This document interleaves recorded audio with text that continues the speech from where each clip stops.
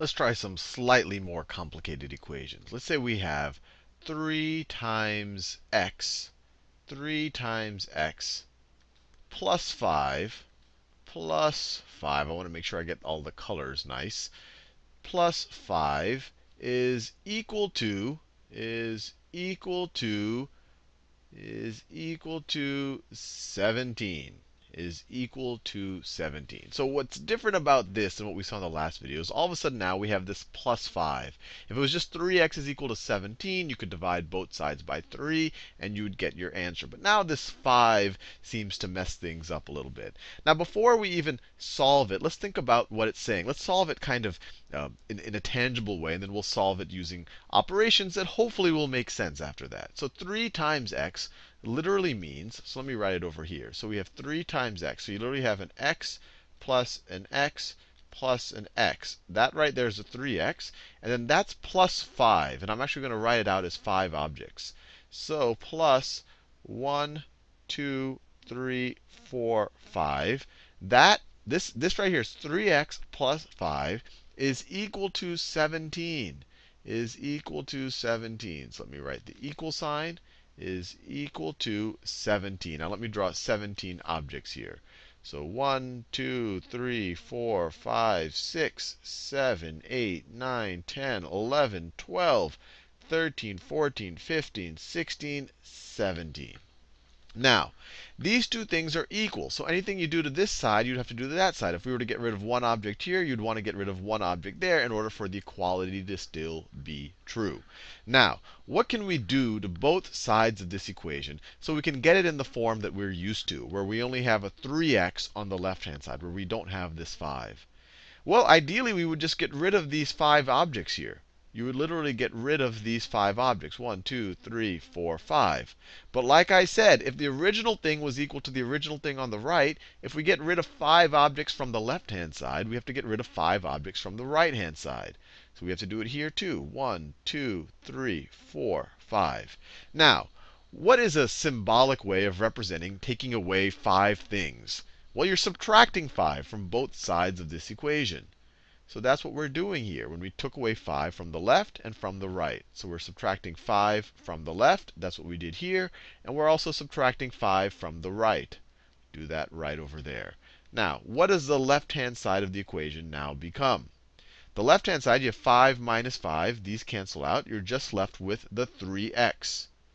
You are just left with, it's a different shade of green. You are just left with the 3x.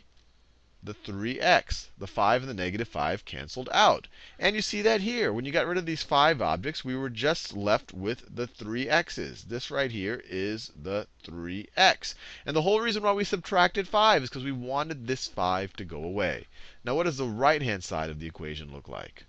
So it's 3x is going to be, let me write the equality sign right under it, is equal to, well, you could either just do it mathematically, say, OK, 17 minus 5. 17 minus 5 is 12. Or you could just count over here. I had 17 things. I took away 5. I have 12 left. 1, 2, 3, 4, 5, 6, 7, 8, 9, 10, 11, 12. 12. That's what subtraction is. It's just taking away 5 things. So now we have it in a pretty straightforward form. 3x is equal to 12. All we have to do is divide both sides of this equation by 3. So we have so we're just left with an x on the left-hand side. So we divide by, let me pick a nicer color than that. Let me do this pink color. So you divide the left-hand side by 3, the right-hand side by 3. And remember what that's equivalent to. The left-hand side, none of this stuff exists anymore. So we should ignore it. None of this stuff exists anymore. In fact, let me clear it out just so that we don't even have to look at it. We subtracted it. So let me clear it. Let me clear it over here. Let me clear it over here.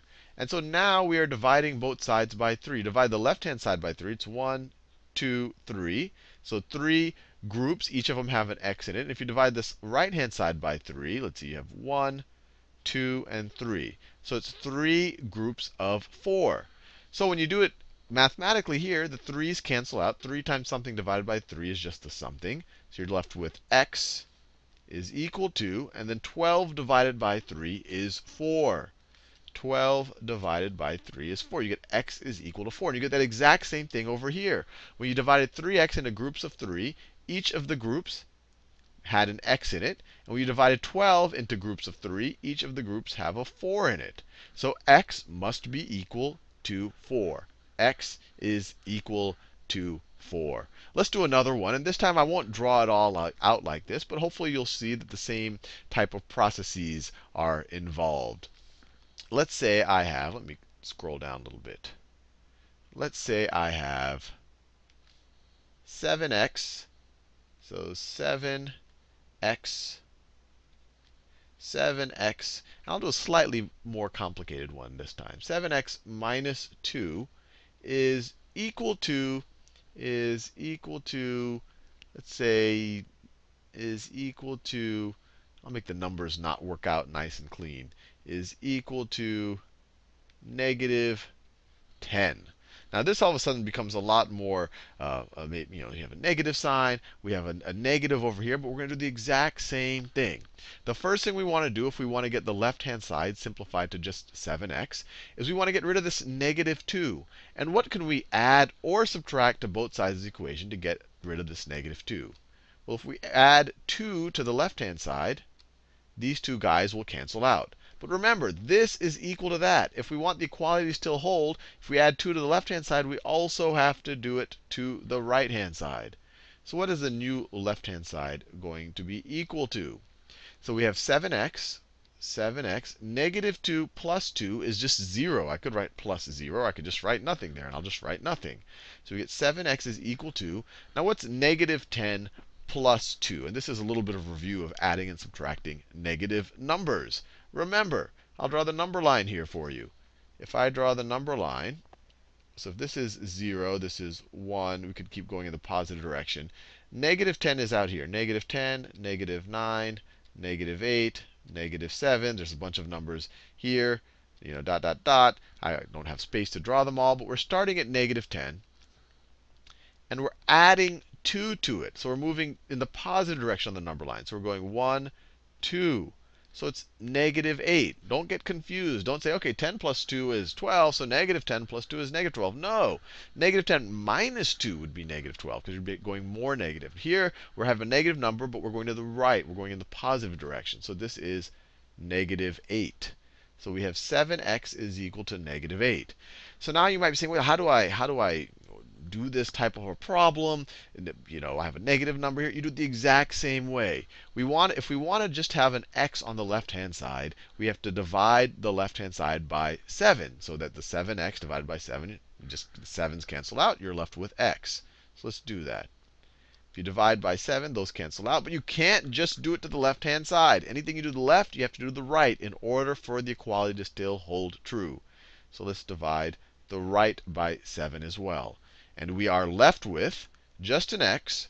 Just an x is equal to negative 8 divided by 7. We could work it out. It'll be some type of a decimal if you were to use a calculator. Or you could just leave it in fraction form. Negative 8 divided by 7 is negative 8 sevenths.